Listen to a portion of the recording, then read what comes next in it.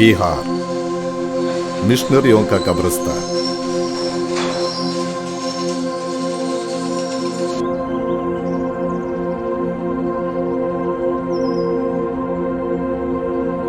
नवंबर 2013 उसी दिन पहली बार मैंने बिहार का मिट्टी में कदम रखा। उस वक्त मैं ये नहीं जानता था कि मेरे लिए देश में क्या रखा है, और शायद लोगों के राय सुनकर मैं थोड़ा घबराया हुआ भी था। पर मैं तभी जानता था और अभी भी विश्वास करता हूं कि यह सब परमेश्वर की एक बड़ा योजना था। एक ऐसा योजना जो प्रार्थना, प्यार और विश्वास से बनी। डॉक्टर जेकब, आप यहाँ कहाँ से? वो एक लंबी कहानी है। तुम्हारा सफर कैसा रहा? सफर हेक्टिक था, 3 दिन का यात्रा है, सब सीट पे बैठ जाते हैं, मुश्किल था थोड़ा। Welcome to Bihar John. चलो निकलते हैं हम लोग।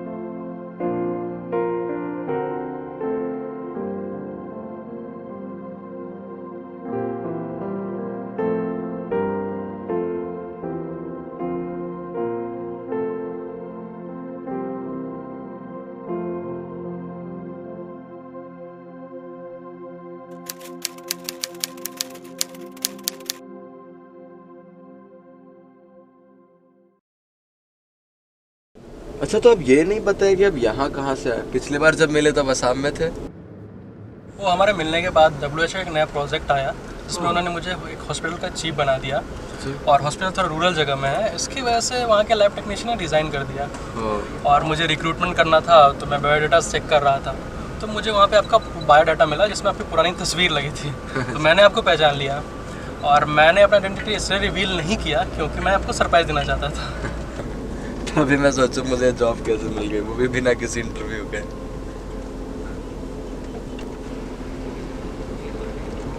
अच्छा, ये गंगा नदी है? ओ हाँ, ये हमारी गंगा जी हैं। अच्छा, मुझे लगता है वो गंगा जी कुछ ज़्यादा ही पसंद आ गई। ऐसा नहीं है, मुझे बचपन से नदियाँ पसंद है।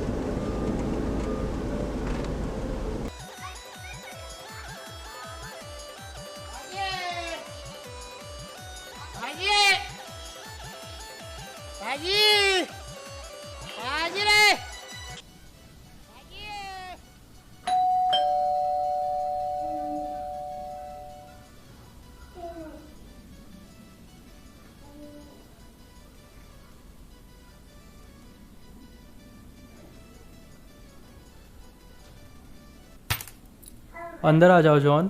मेरी वाइफ अभी घर पे नहीं है, वो किसी काम से बाहर गई है। अच्छा, क्या आपकी वाइफ भी डॉक्टर है? हाँ, वो हॉस्पिटल के काम से बनारस गई है। वो अच्छा, और आपके घर में और कौन है? मेरी एक बेटी है। लिया, पानी ले आना। हाँ पापा जी।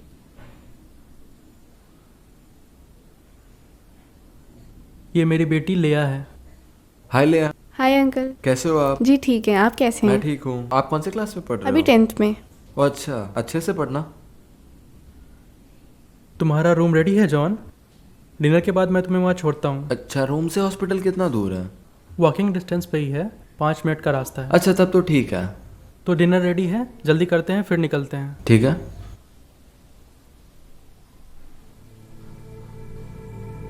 बिहार में पगला दिन, सारे उलझनों के बीच में मुझे परमेश्वर में शांति मिला।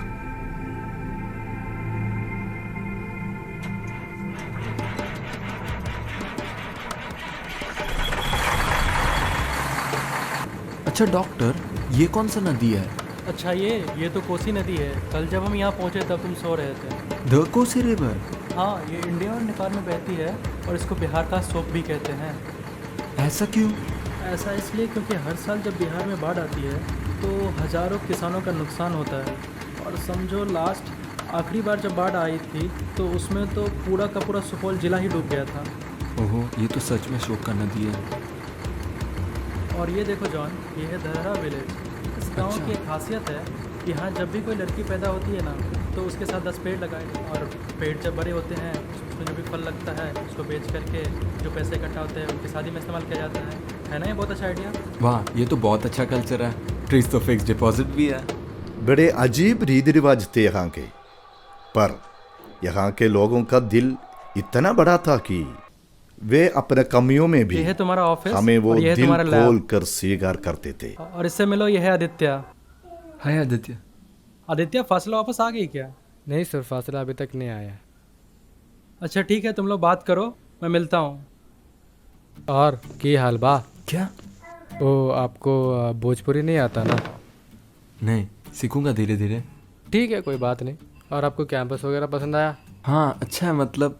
लेकिन एक चीज़ पूछना था, यहाँ कोई वाइट कोट क्यों नहीं पहनता है? अरे यार, सब ऐसे ही होता है, ये बिहार है। हाँ। आपका बाल तो बहुत अच्छा है। ओ यार, आपको भी बढ़िया है सच में। हाँ। और आपका शादी वगैरह कुछ?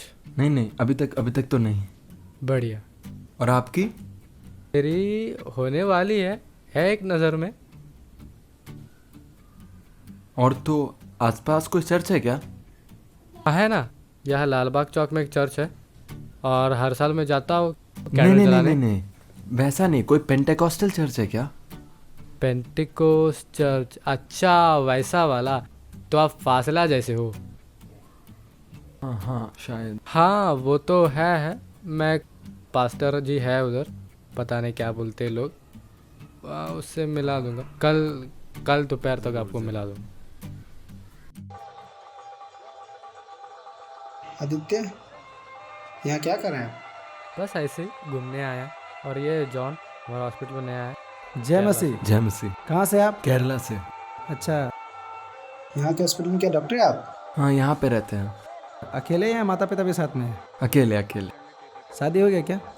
नहीं, अभी तक तो नहीं। फिर तो आप यहाँ की लड़की से शादी करके यहाँ सेटल हो सकते। आप जैसे लोगों की यहाँ बहुत ज़रूरत है। और फासला आ गया क्या? नहीं, फासला अभी तक नहीं आया, पता नहीं क्यों। आइए।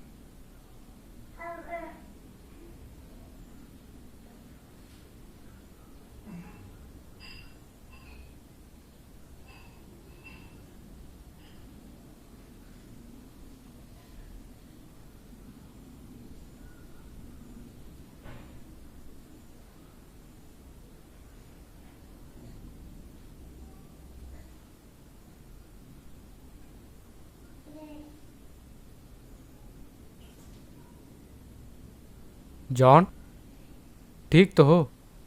तबीयत खराब है। हमारा टेम्परेचर भी बहुत हाई है। रुको, मैं डॉक्टर जेकब को बुला के आता हूँ।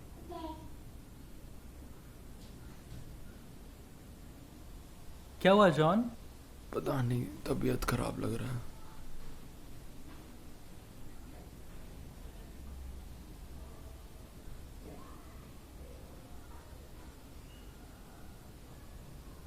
सांस लो।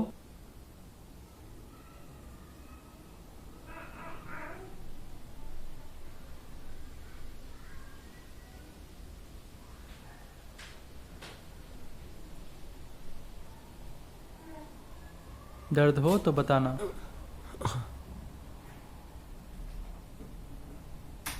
आँख दिखाना। ये तो जॉन्डिस के सिम्टम्स है जॉन।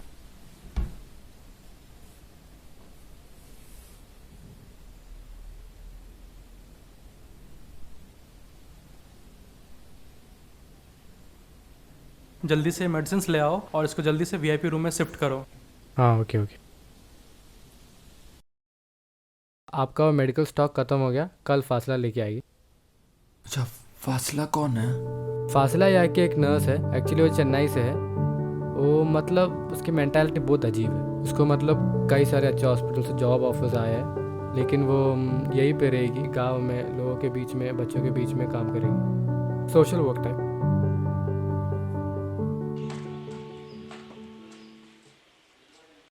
एक्सक्यूज मी, आप जॉन हो? हाँ। क्या क्या फासला हो क्या? हाँ जी। कल ही आदित्य ने मुझे कॉल करके बताया था कि आपका तबीयत बहुत ख़राब है करके, और आपको जॉन्डिस हो गया है।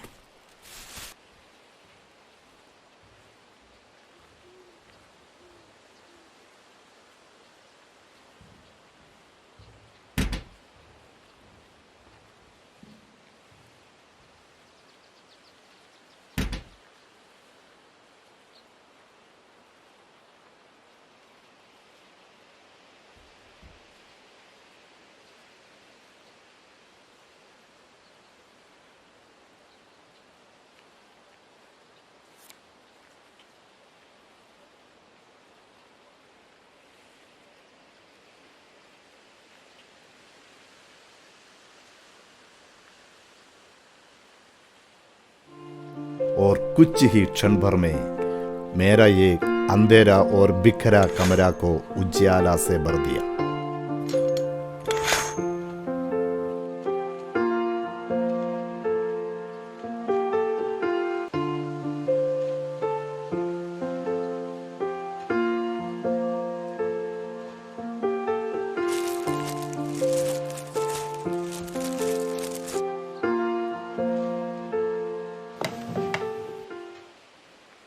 बैठ जाइए।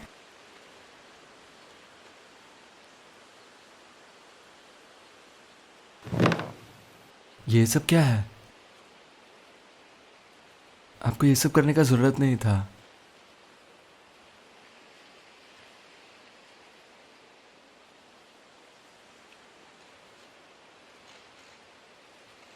आप क्रिश्चियन हो? हाँ जी, आपके चर्च में ही तो आता हूँ मैं। पास्टर पूछ रहे थे कि आप कहाँ हैं, मतलब कुछ कुछ दिन से। ओ, आप भी बॉर्न अगेन क्रिश्चियन हो?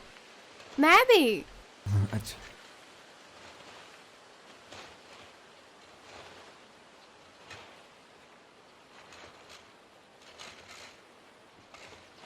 थोड़ा हाथ दिखाइएगा आपका।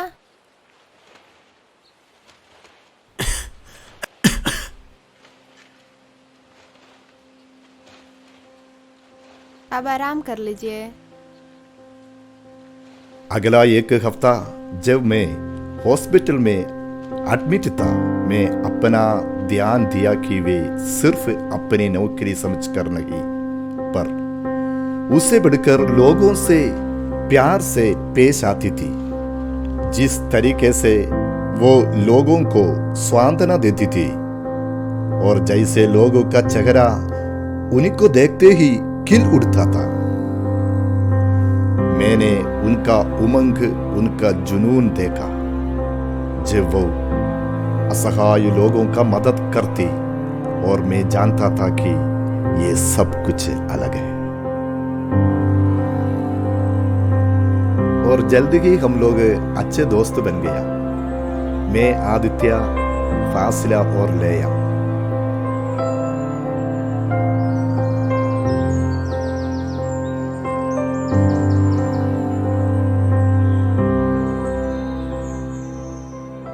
फासिला, तुमको परमेश्वर के प्रति इतना प्रेम और लोगों के प्रति इतना प्रेम और जुनून कैसे है? मुंह से प्यार के बारे में बोलना, लंबी लंबी प्रचार करना, ये सब तो आसान है, पर हमारे कामों में वो नहीं दिखे तो वो प्यार की क्या फायदा है? जैसे बाइबल में लिखा है, जो प्यार से डरता है वो उत्तम नहीं है।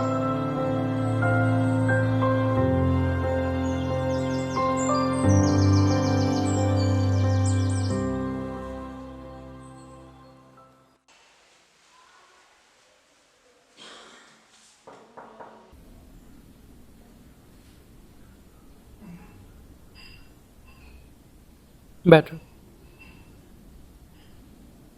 आज वो लेटर सबमिट करने का आखिरी दिन है। तुम सचमुच यहाँ से नहीं जाना चाहती हो क्या? नहीं डॉक्टर जी, मेरा जगह यहाँ है, मैं सच में यहाँ से नहीं जाना चाहती। तुम्हारे पास बहुत अच्छे जॉब ऑफर्स हैं, तुम्हारी सैलरी भी अच्छी होगी, इससे ज़्यादा अच्छे जगह से भी आए हैं, फिर भी तुम यहाँ क्यों रुकना चाहती हो? क्योंकि तुम यहाँ सिक्योर भी नहीं हो। शायद मुझे अच्छा तनख्वाह भी मिल जाए, अच्छा जगह भी होगा, मैं सिक्योर भी हो सकती हूँ, पर वहाँ किसी को मेरी ज़रूरत नहीं है। तुम्हें ऐसा क्यों लगता है फासला? जहाँ बहुत रोशनी हो वहाँ उजियाले की क्या ज़रूरत? वैसे भी वहाँ डॉक्टर्स, नर्सेस सब है, इसलिए मैं यहाँ के लोगों के लिए रोशनी बनना चाहती हूँ। फासला मैं तुम्हें कभी समझ नहीं पाऊंगा। अच्छा डॉक्टर जी, मैं चलती हूँ। ठीक है। भारी बरसात हो रही थी और नालों का सुविधा न होने के कारण पानी काफी भर गया था। अस्पताल में मरीजों की संख्या इतना बढ़ गई कि कोई जगह न बची। दिन प्रतिदिन मरीज आते रहे और मामला गंभीर हो गया।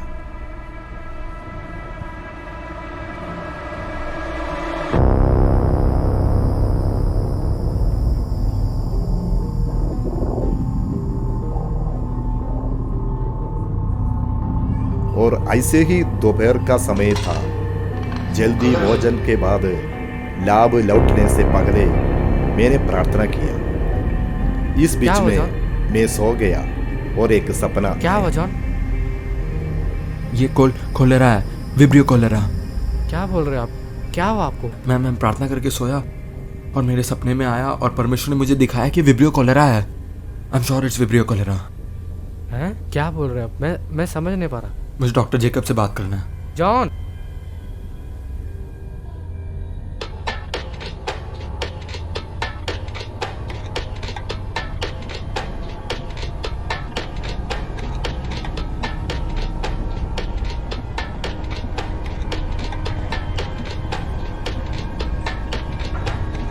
डॉक्टर जेकब, आपसे कुछ बात करना है।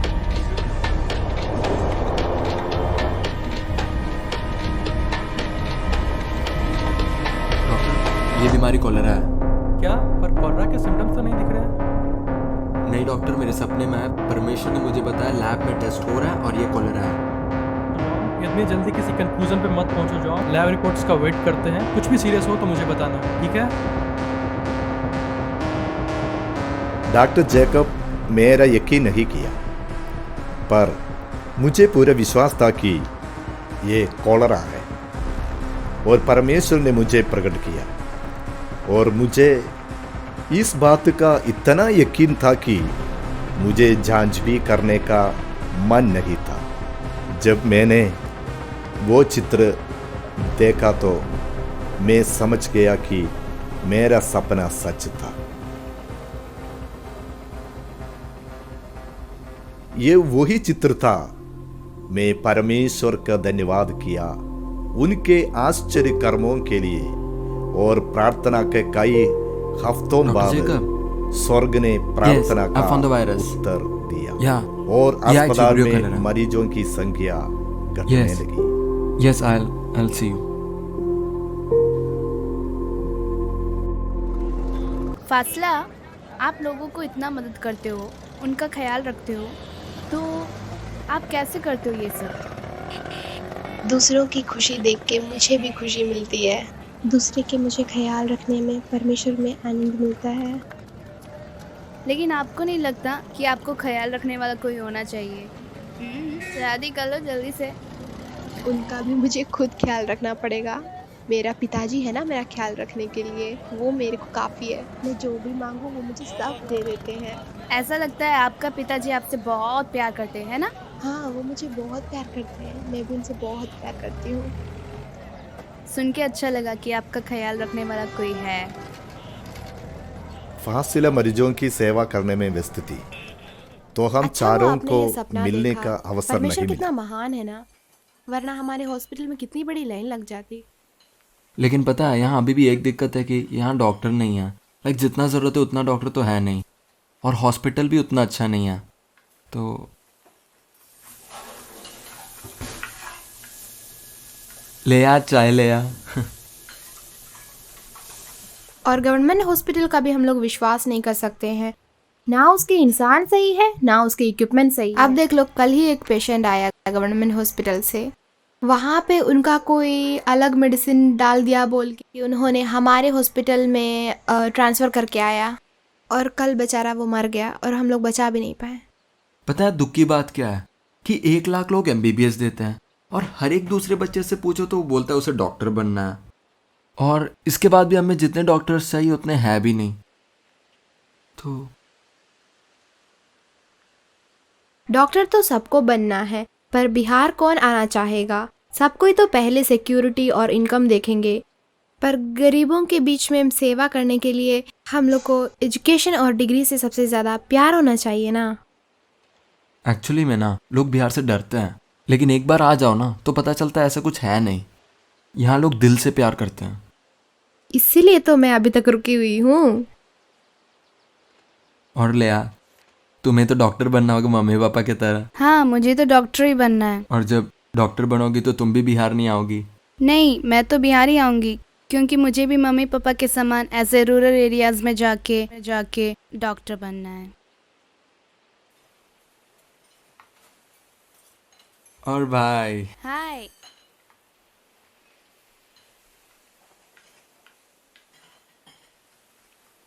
वैसे आपका ड्रीम क्या है सर जी? मेरा कोई हाँ ऐसा कोई हाँ, ड्रीम नहीं मुझे है। याद है, आपको तो ऐसे पैसा कमा के शादी करके सेट हो जाना है ऐसा बस। कुछ नहीं है, कुछ भी मतलब।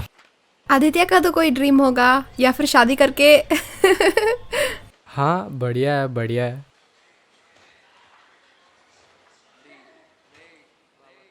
और फासला, तुम्हारा क्या ड्रीम है? मेरा एक बहुत बड़ा ड्रीम है। मेरी इच्छा है कि गांव में जाकर एक जगह खरीद कर एक सोसाइटी बनाऊं जिसमें सबकी भलाई हो। फॉर एग्जाम्पल, एक ओल्ड एज होम बनाना है और उनके गांव में से औरतों को लेना है, उनको कैंडल, बास्केट्स सब सिखाना है कि वो सबको बेच करके उनको अपनी इंडिपेंडेंट लाइफ जी सके। और ऐसे ही एक स्कूल बनाना है जिसमें गांव के बच्चे लोग पढ़ सके, और उससे ऊपर परमेश्वर का वो लोग, वहाँ के लोग परमेश्वर के नाम सुन सके और उनके परमेश्वर का प्रेम जान सके। पर ये सब करने के लिए कितने पैसे चाहिए फासला? तू कहाँ से लाएगी इतने पैसे? अरे, मैंने अपने पिताजी को सब बता दिया है, वो दे देंगे। भाई, इसके बाप सच में अमीर है।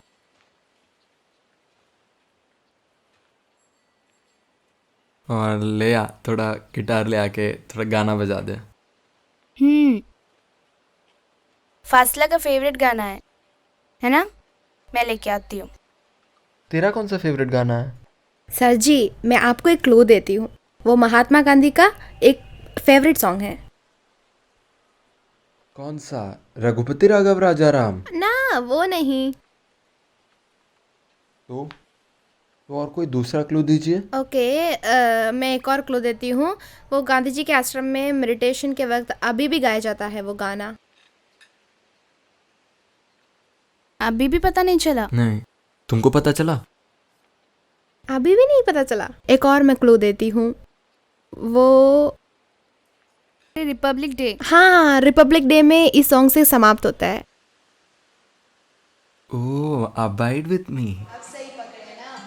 अच्छा, पर ये गाना आपको क्यों पसंद है? मैं बताती हूँ, पहले लेया वो गाना गाएगी।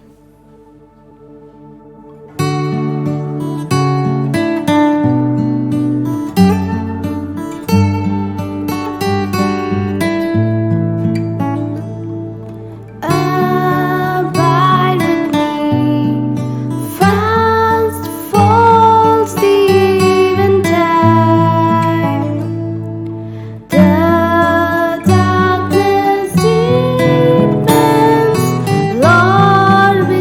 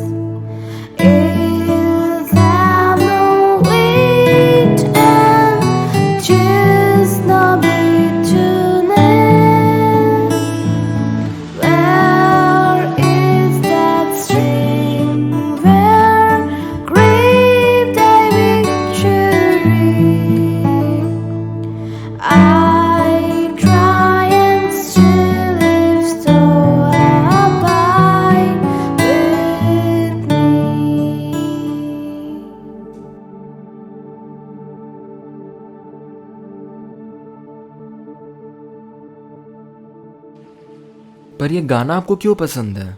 मैं बताती हूँ। जो इसका सॉन्ग राइटर है हेनरी फ्रांसिस लाइट, उसका जो लाइफ स्टोरी है वो इस सॉन्ग को और भी स्पेशल बनाता है। हेनरी फ्रांसिस लाइट का जन्म 1793 में हुआ था।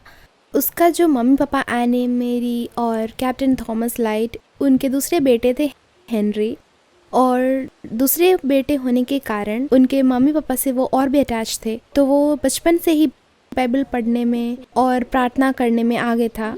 जब आयरिश लोग ब्रिटिश लोगों को अटैक किया तो कैप्टन थॉमस लाइट अपने परिवार के साथ दूसरे देश में चले गए।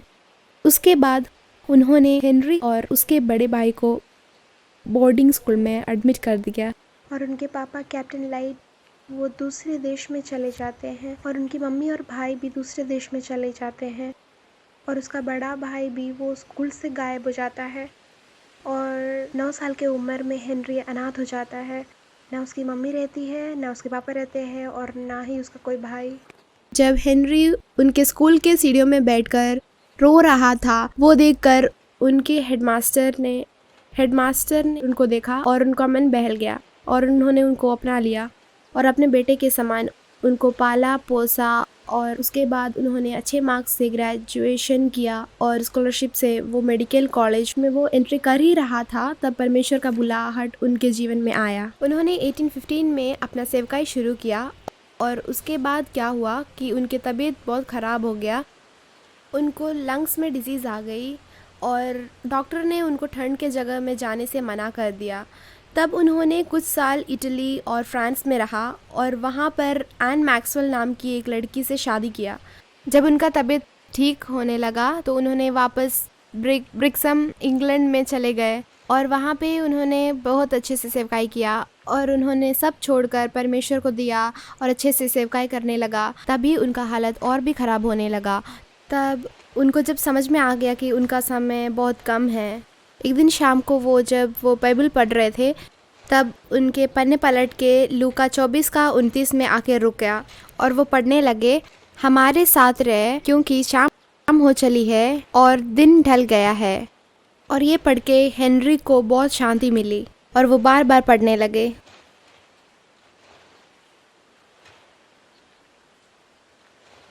ये गाना बहुत फेमस है। पिछले 3 सेंचुरी में 5 कॉन्टिनेंट में गाया जाता था और बहुत लोगों का पसंदीदा गाना है।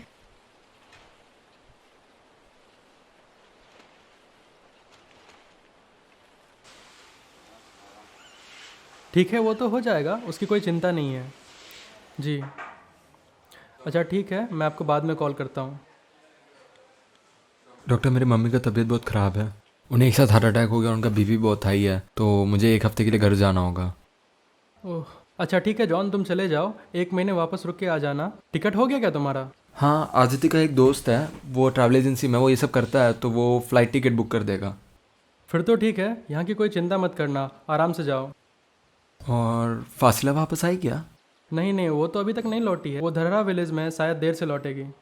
अच्छा ओके। मुझे डर था मैंने जानने से पहले फासिला से मेरी मुलाकात नहीं होगी, पर अच्छा हुआ जाने से 1 दिन पहले मैं फासिला, अच्छा वो मिल उससे गया। मैं मिल ना गया। केरल जाने वाला था, तो मेरी मम्मी का तबीयत बहुत ख़राब है, उन्हें माइल्ड हार्ट अटैक हुआ और प्रेशर का भी दिक्कत है, तो आप उनके लिए प्रार्थना कीजिएगा। तब तो आपको जल्दी जाना चाहिए सर जी। मैं प्रार्थना करूंगी आपकी मम्मी जल्दी से जल्दी ठीक हो जाए। धन्यवाद। लेकिन एक बात, आप मंजिकुला के गांव, फिर हॉस्पिटल और दूसरे गांव के पेशेंट्स को कैसे संभालेंगे? मैं होता तो कम से कम थोड़ा मदद कर देता। उसकी चिंता मत कीजिए, हम सब देख लेंगे। ठीक है, तो मैं कल ही निकलता हूँ। उससे पहले मुझसे एक वादा करना। क्या सर जी? कि तुम अपना ध्यान रखोगे। तुम्हारा शक्ल देखो, कितना थकान है उसमें। कम से कम 1 हफ्ते का तो रेस्ट ले लो और उसके बाद तुम काम कर लेना। हाँ ठीक है। 1 मिनट, ये ना मैं आपकी मम्मी के लिए रखी थी, ये आप जाएंगे तो उनको दे दीजिएगा मेरी तरफ से। ओके धन्यवाद, मैं ज़रूर दूंगा।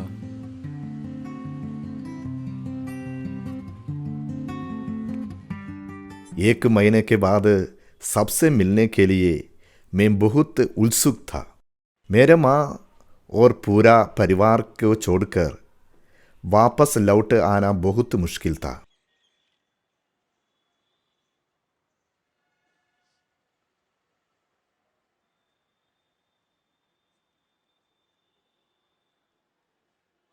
हेलो आदित्य।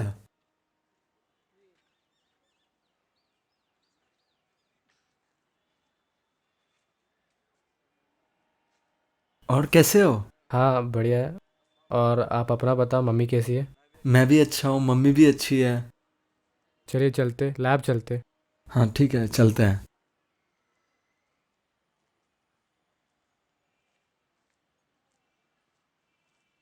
पर मैंने जब आदित्य को देखा, मुझे कुछ ठीक नहीं लगा।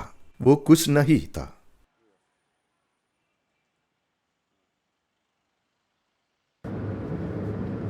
अरे आदित्य, इतना शांत क्यों हो आप?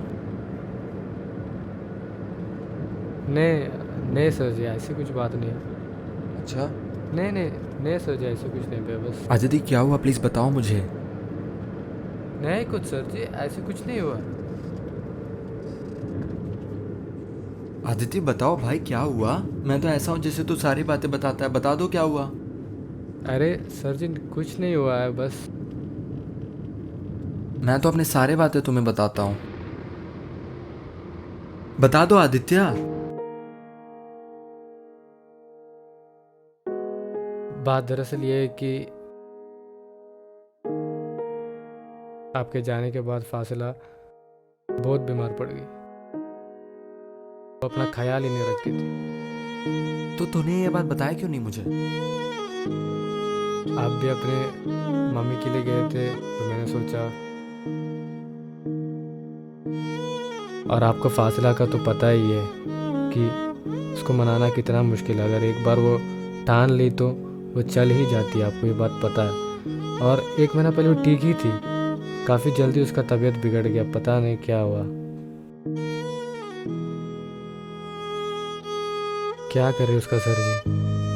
डेंगू के टाइम में वो गांव में चली गई और कुछ दिन बाद वो बीमार पड़ गई।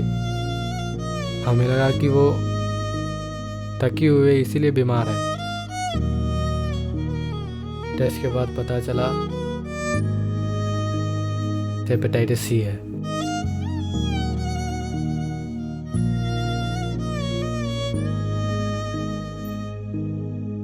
एक पल के लिए सब कुछ दम सा गया। सुन, एक काम करते हैं, फासला के बाद चलते हैं, हॉस्पिटल चल।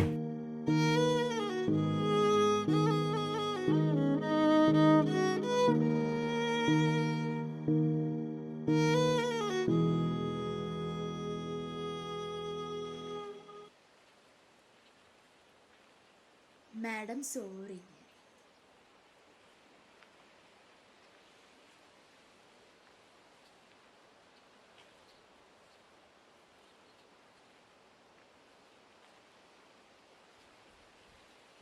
सर जी, मैं आप ही का इंतज़ार कर रही थी। आपकी तबीयत तो सही में बहुत ख़राब है, सोसाइटी खोलना था ना हमें। आपकी मम्मी कैसी है? उन्हें वो शाल पसंद आया? मम्मी ठीक है, उनको शॉल बहुत पसंद आया। और मम्मी ने ना तुम्हारे लिए ये भेजा, ये ब्लू शॉल भेजा। आपको इतराज़ ना हो तो वो शॉल मेरे ऊपर डाल सकते हैं ना? हाँ ज़रूर ज़रूर।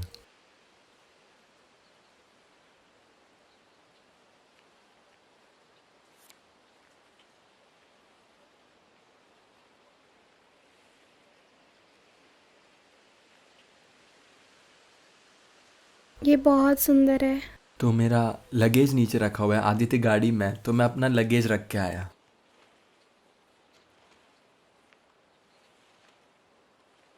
मम्मी कैसी है? मम्मी ठीक है अभी। आप फासला से मिलने आए हो क्या? हाँ वो लेकिन काफ़ी वीक लग रही है। और तुम फासला को कंपनी देने आए हो? हाँ, मैं गई थी, वो सो रही थी तो मैं यहाँ आ गई।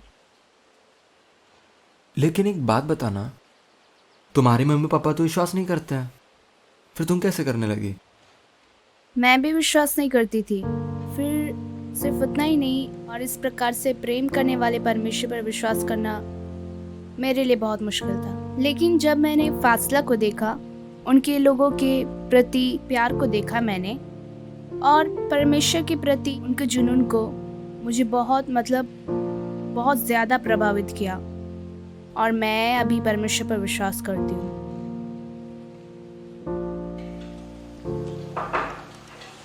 John, happy to see you back. Hello doctor. फासला से मिलके आ रहे थे?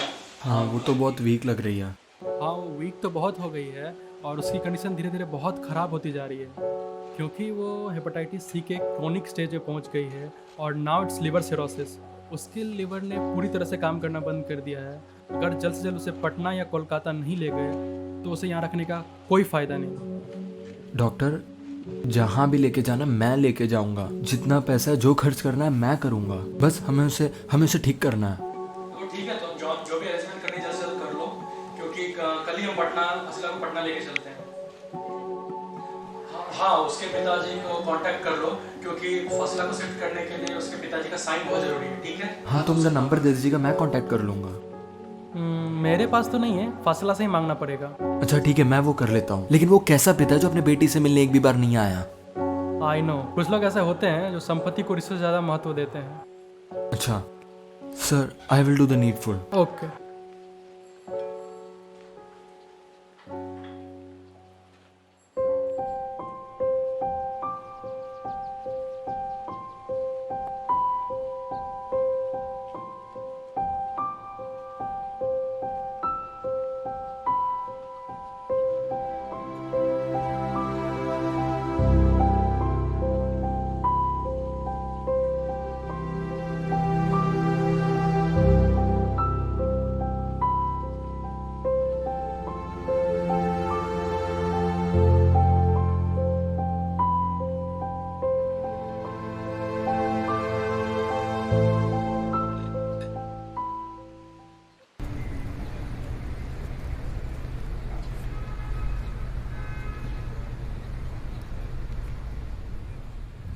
आप यहाँ पे हो? मैं आपको नीचे ढूंढ रहा था।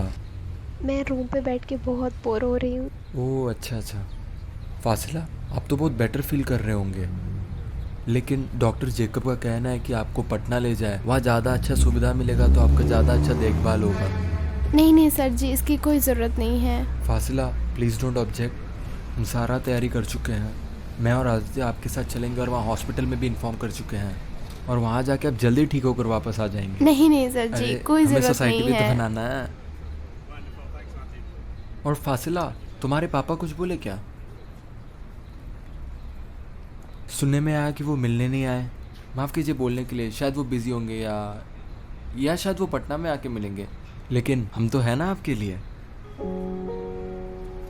क्या हुआ? आई एम सॉरी फासिला, मैं आपको चोट नहीं पहुंचाना चाहता था। मुझे माफ़ कर दीजिए, मुझे मेरे पापा के बारे में आपको पहले ही बता देना चाहिए था। फासिला आप दुखी मत हो।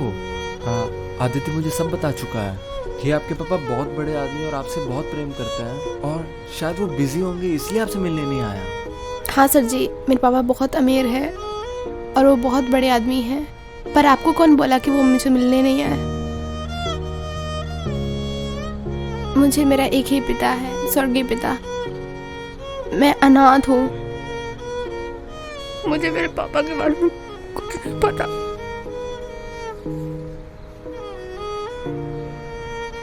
आप इतना उदास मत होइए, हम हैं ना आपके लिए।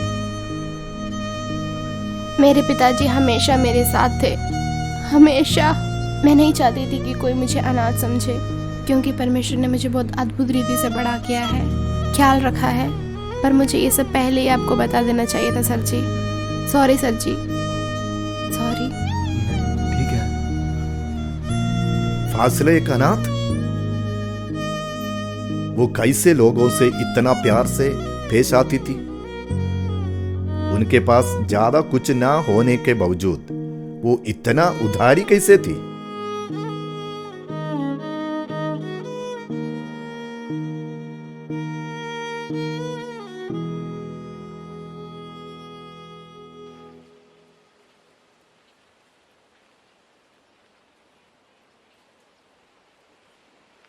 तुम आज बहुत खुश लग रही हो। मैं तो हमेशा परमेश्वर में आनंदित और खुश हूँ। और मैंने कल एक सपना देखा था।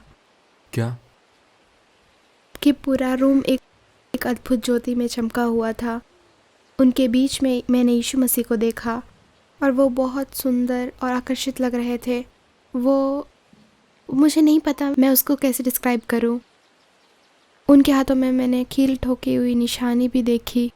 मेरे पास आके उन्होंने अपना हाथ बढ़ाया और मैंने उनको अपना हाथ दिया और उन्होंने मुझे उठाया और मेरा सारा बीमारी और दुर्बलताएं जाती हुई मुझे महसूस हुई। फासला, तुम बहुत थके हुए हो, ज़्यादा बातें मत करो, अभी आराम करो। फिर यीशु मुझे एक बड़ा सा बगीचे में लेके गया। वो बगीचे में सुंदर फूलों से भरा हुआ था। वहाँ की तितलियाँ और पक्षी भी बहुत सुंदर थे। और वहाँ पे एक बड़ा हवेली जो परमेश्वर ने मुझे दिखाया, वो बहुत बड़ा था और बहुत सुंदर था। और उनके सब में भी एक सोने से भरा हुआ था और दरवाजे में भी पर्ल्स डायमंड से भरा हुआ था। और फिर एक अचानक से मुझे एक आवाज़ सुनाई पड़ी। तो मैंने पूछा ये सब क्या है? तो परमेश्वर ने मुझसे कहा, पृथ्वी का सारा संघर्ष तेरे पास आने से पहले। फासला, तुम्हारा सपना सब बहुत अच्छा है, लेकिन अभी तुम आराम करो, अभी बातें मत करो, अभी तुम सो जाओ।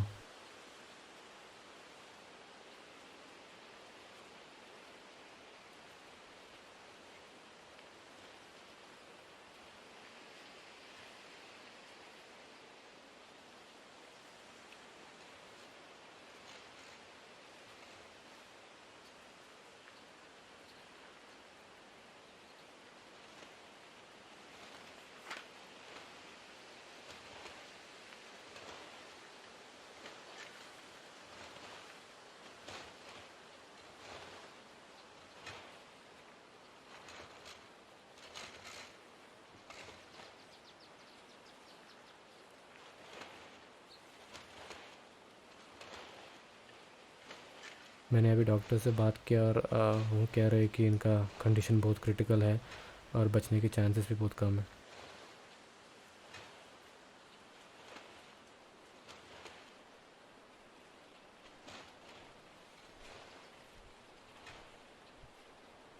ले आ वो गाना गाना।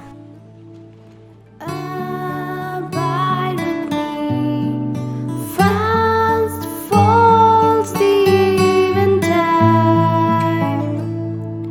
The darkness deepens, Lord with me abide. When other helpers fail and comfort flee, help of the helpless, oh abide with me.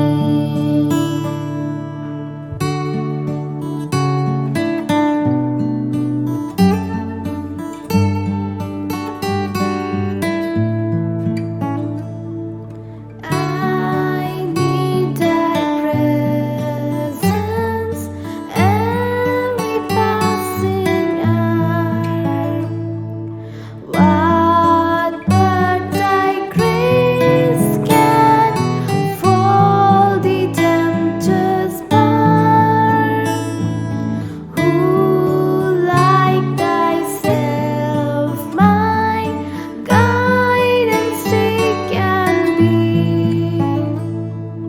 Through cloud and sunshine, Lord, abide with me.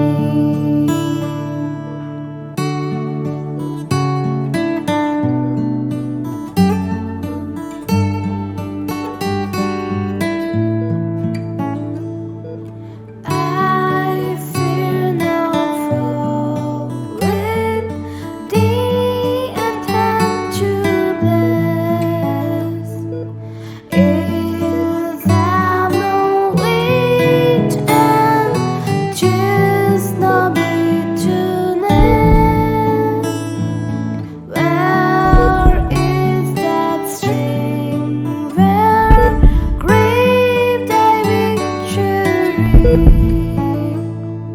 I try and still live, so abide with me.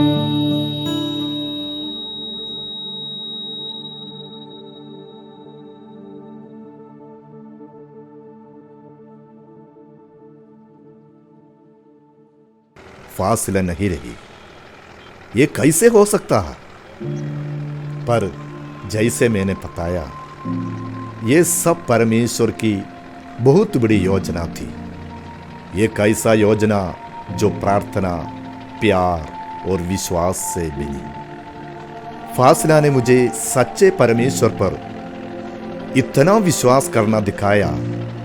उन्होंने परमेश्वर के प्रेम को सिर्फ प्रचार नहीं करना वरन प्रकट भी किया। अंधेरे में रहने वाले लोगों के बीच एक जलता हुआ दिया के समान उन्होंने मुझे एक सच्चे मसीह का अर्थ समझाया। वो परमेश्वर के बेटी थी और मैं समझता हूं कि हमें भी उनकी तरह परमेश्वर का प्रेम को समझना है। पर बिहार आना भी कौन चाहता है? दुखी, दरिद्र और असहाय लोगों के बीच अब कोसी नदी को देखकर बिहार का शोक नहीं लगता।